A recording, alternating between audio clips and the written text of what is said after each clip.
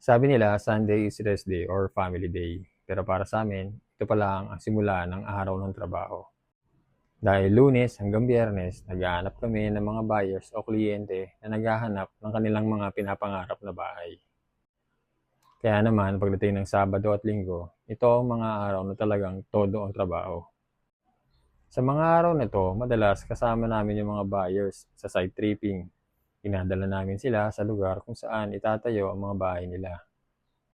At pag pinalad hanggang sa reservation process. O minsan naman, virtual tripping para naman to sa mga OFW na hindi makauwi sa Pilipinas, na gustong makita ang lugar o mga amenities kung saan itatayo yung pinapangarap nilang bahay. Minsan mainit, minsan maulan, madalas walang saktong oras. Ang sarap sa pakiramdam na makita mo yung mga dati mong buyers na nakatira na sa pangarap nilang bahay. Sa tiwalang binigay nila sa'yo, doon pa lang sulit na ang pagod mo. Kaya naman hanggat may sinag pa ang araw, tuloy lang ang laban.